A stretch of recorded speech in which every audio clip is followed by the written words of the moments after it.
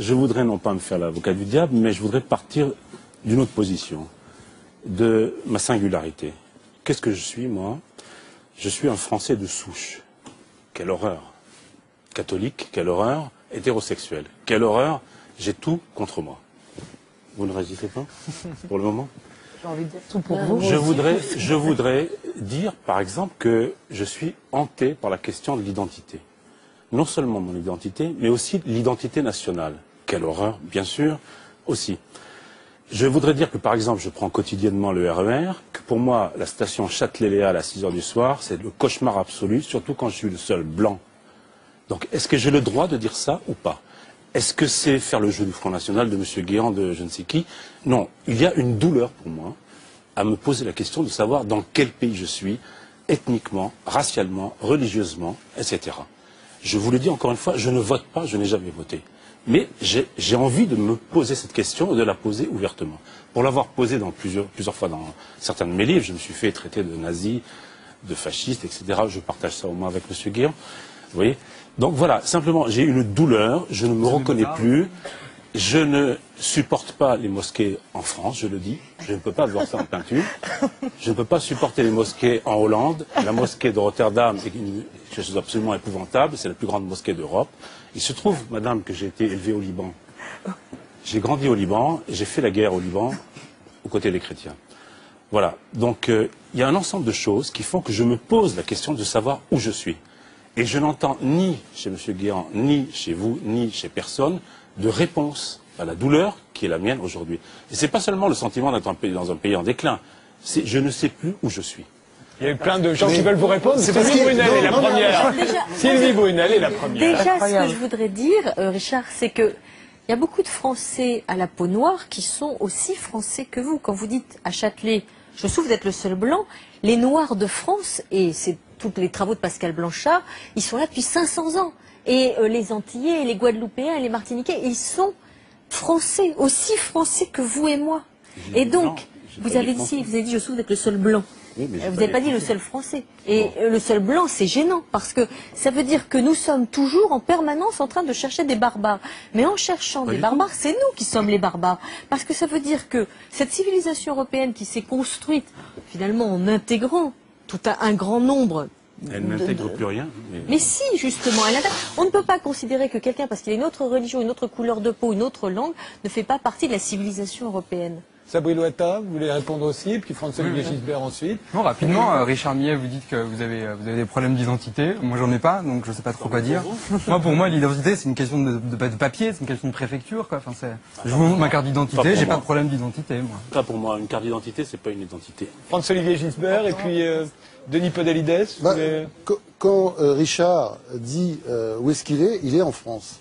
Et j'ai envie de lui répondre par la très belle introduction de l'histoire de France de Jacques Bainville, qui était un collaborateur de Charles Maurras, donc baigné dans l'extrême droite. C'est un livre magnifique, son histoire de France. Et il commence par une description de la France, comme il dit, le français est un composé. C'est presque un composite, parce que c'était le point d'arrivée de beaucoup d'immigrations germaniques, etc., qui s'arrêtaient ici. Et c'est pour ça, je pense que, moi, je comprends très bien ce qu'il dit, sa douleur à lui. Moi, j'ai une douleur qu'il ait cette douleur. Je pense que c'est un très grand écrivain, mais qui vit dans la nostalgie, c'est vrai. Là. Oui, je le répète, oui. Ma vie parmi les ombres, c'est un chef-d'œuvre complet. Mais c'est sur l'engloutissement d'une civilisation rurale, corrézienne. C'est ça qui vit très mal. Mais ça va s'arranger. Ça va s'arranger avec la musique, le plaisir, la cuisine. Voilà, la France est en train de changer, mais c'est très bien. Faut vivre avec ça. Je connais Richard Millet comme grand écrivain. Je l'ai lu. Le sentiment de la langue est un livre qui m'a beaucoup marqué. Des romans sur le Liban aussi que j'ai lu. J'ai lu Les Voix et les Ombres. Et je pense que c'est votre problème à vous, en fait, et qui se dit dans vos livres. Vous en faites assez courageusement part devant une assemblée que vous savez être tout à fait hostile à la position que vous formulez. Donc moi, je vois d'abord ce courage un peu comme suicidaire de dénoncer cela, comme vous le dites, aussi précisément que vous le dites. Je pense que beaucoup de gens pensent à peu près comme vous. Ça se traduit par un vote puis peut-être votre Front National. Je ne pense pas que ce soit le vôtre. Je crois que vous êtes jamais voté. trans. Oui, je pense que... Donc il est tout à fait difficile de vous saisir. Le mieux, c'est à ce moment-là de vous lire pour comprendre d'où vous parlez et quel est ce problème d'identité. Je partage l'avis de monsieur, je ne l'ai pas, moi. Je peux être à Châtelet à 6 heures du soir. Ce serait plutôt quelque chose qui me fascinerait, moi. Alors, vous allez dire, vous vous posez en bien pensant, vous récupérez un discours... parce que moi, je crois profondément au contraire, au multiculturalisme. Je pense que le mot est affreux. Je pense que vous condamnez profondément ça, mais moi, je pense qu'on va toujours vers plus de métissage et que c'est quelque chose. C'est le mouvement même de l'histoire. C'est pas un déclin, c'est même pas un progrès. C'est même le mouvement naturel de du pays, de l'Europe. Je ne m'en fais pas. Je me dis si ça me rendait malheureux, mais c'est presque à s'arrêter de vivre. C'est presque vouloir arrêter un mouvement océanique. Je ne sais pas comment. Je crois à l'influence, aux influences, à l'universalité des influences. Le métissage, déjà, ça me gêne beaucoup quand il s'agit de culture. Vous voyez, oui, c'est une espèce d'idéologie. Voilà, c'est une idéologie dominante aujourd'hui. Ça me gêne beaucoup. Mais encore une fois, je pose des questions. Je n'ai aucune réponse. Je ne condamne rien, mais vis-à-vis de l'islam, c'est vrai que là, j'ai des réticences extrêmement violentes. Catherine Colliot-Hélène, Jacques Sapir. Mais ça, moi, je ne le comprends pas.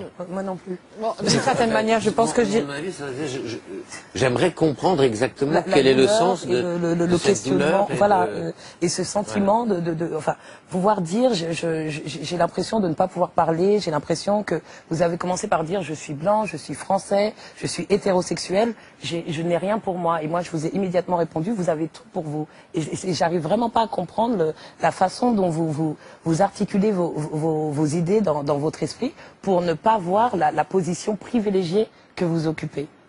Moi, c'est ce qui m'étonne et c'est ce qui me frappe. Et pouvoir dire, par exemple, j'ai un problème, j'ai un immense problème avec les mosquées en France ou j'ai un problème à Châtelet-Les-Halles à 18h, c'est énorme comme phrase et ça, c'est un privilège de dire des choses pareilles. En France, bien que je le paye très cher, je le paye encore plus cher, ce genre de phrase. Non, vous ne le payez pas assez cher, non, vous ne le payez pas du tout. Puisqu'on est là, on est sur le plateau et vous avez le droit de parler, vous avez le droit de vous exprimer, vous avez le droit de dire tout ce que vous voulez. Et donc, il n'y a aucun prix, même ne serait-ce que social pour vous. Catherine Colliot-Hélène voulait intervenir. Je ne peux pas apporter un point de vue philosophique sur les rapports entre l'universel et les particularités, multiplicités. Non, en fait, je pense que l'essentiel pour moi a été, enfin, ce que j'aurais dit a été dit, c'est que de toute façon, je ne comprends pas. Je comprends pas, c'est que le problème d'identité, je réduirais peut-être pas ça simplement à une question de carte d'identité, mais parce que la question de l'identité préfecture, oui, bon, mais la question de l'identité personnelle, on se pose la question qui suis-je et on n'y a jamais fini d'y répondre. Mais on a des multiples composantes de son identité et au demeurant on n'arrive jamais au bout, on ne sait pas si on arrive bien réussi à les composer précisément et si on n'a certainement jamais tout maîtrisé, mais confondre, enfin je sais pas, la question que vous posez n'est pas une identité la vôtre, quand vous parlez des mosquées, ça devient l'identité de la France, alors là c'est une question que je ne me pose pas et je ne comprends pas qu'on puisse en souffrir. Pardon, mais sur les mosquées, parce qu'aujourd'hui on focalise sur les mosquées, mais est-ce que vous avez ressenti la même douleur en voyant apparaître les premiers McDonald's, par exemple, les premiers fast-food, quand la France s'est mise à ressembler aux États-Unis parce que là déjà, il y a des gens qui ont dit à ce moment-là, on n'est plus la France, on n'est plus un beau petit village provençal. Oui, mais beaucoup moins. Moins fort. Moins fort, oui. Jacques Sapir encore et François-Olivier Gisbert, et puis on change de sujet. Oui, moi, il y a deux choses qui m'interpellent dans ce que vous dites. Première, vous dites, je suis le seul blanc. Mais n'oubliez pas que techniquement, les Arabes sont des blancs. Et donc, il faudrait que vous définissiez autrement le fait d'être blanc. Donc ça, si vous voulez, c'est un simple point. Après, moi, ce qui peut me gêner dans le métro ou dans le RER, c'est le manque de civilité. Qu'ils viennent de Français ou d'immigrés. C'est ça ce qui me gêne. Mais cette dichotomie, elle n'existe plus, Français, immigrés. Là, vous parlez de gens, puisqu'on parle d'un espace public dans le métro, vous ne pouvez pas savoir qui est Français, qui est immigré. Donc là, on parle vraiment de la perception que chacun a de l'autre. Et c'est donc le manque de civilité à mon égard ou à l'égard d'autres personnes. C'est ça qui me gêne. Ce sera un autre débat, si vous voulez. On est dans la discussion de la catégorisation raciale. Là. Et le problème de la catégorisation raciale et religieuse, c'est qu'elle repose sur des fantasmes. Comme je l'ai dit, les Arabes sont techniquement des Blancs. Oui, mais vous savez bien que c'est pas ça. Non mais d'accord, donc ça veut dire qu'on reconstruit une race blanche fantasmatique qui ne correspond pas aux études anthropologiques. Deuxièmement, la question des mosquées. Mais moi je vais vous dire, quand je suis confronté, moi je suis athée, et je viens d'une longue tradition d'athéisme dans ma famille. Donc quand je vois une procession catholique, je suis aussi gêné. Comme je suis aussi gêné quand je tombe sur des intégristes juifs. Le véritable problème, c'est la question de la laïcité qui, je rappelle quand même la signification profonde de ce terme, veut dire que la religion est une question individuelle et ne doit pas envahir l'espace public, quelle que soit la religion. Jacques Sapir, mais c'était pas ça la laïcité en France. On n'a jamais interdit les processions catholiques. Mais oui, la laïcité, c'est que l'État doit être neutre, pas les individus dans la rue. Oui, justement, mais justement, il y a une interprétation. Il faut savoir d'où vient le concept de laïcité. Il vient directement des guerres de religion. C'est à ce moment-là qu'il a été posé. Il a été posé dans un ouvrage qui est célèbre pour les érudits, l'Heptaplomérès de Jean Bodin, qui par ailleurs se trouve être l'un des pères de notre droit constitutionnel, et qui dit très explicitement que la seule solution pour vivre, si on a plusieurs religions dans le même royaume, c'est que chacun exerce sa religion, mais la cantonne à l'espace privé et n'envahissent pas l'espace public. Et c'est ça, me semble-t-il, le fond du principe. On va s'arrêter là. En tant que tout dernier chrétien, mot. je baisse les armes devant Jacques Sapir, qui est... Bon, tout à l'heure, je me suis un peu agité sur l'euro. Bon, c'était pour rendre, voilà, pour mettre un peu d'animation. Mais je suis absolument d'accord avec ce qu'il vient de dire. Il y a un souci quand même sur ces idées. Et je pense que là-dessus, il va rejoindre d'ailleurs Richard Millet. Au fond, quand on revient sur l'Europe, parce que moi, tout ce que vous dites est toujours, je suis d'accord. Mais c'est vrai que l'Europe, c'est l'idée aussi de dépasser la nation. Et le problème de Richard, grand écrivain, mais c'est vrai, c'est qu'il aime sa nation. Il aime sa Corrèze. Il est triste du déclin. D'ailleurs, il écrit à longueur de livres. Il est très malheureux de ce déclin. C'est vrai que vous, comme moi, on vit les choses différemment. On est citoyens du monde. Je veux pas faire de philosophie, mais Spinoza et Kant nous ont donné la voie. Voilà, citoyens du monde. Et moi, je me sens chez moi. Alors, c'est horrible à dire. Là, attends, laisse-moi juste terminer le raisonnement. Juste terminer pour qu'on passe à un autre. Je me sens citoyen du monde. Et je me sens chez moi. En Inde, en Birmanie, partout. Et je pense que toi aussi, tu devrais te sentir chez toi, en Inde, en Birmanie et au Liban. C'est pas la même chose. Bon, on s'arrêtera là.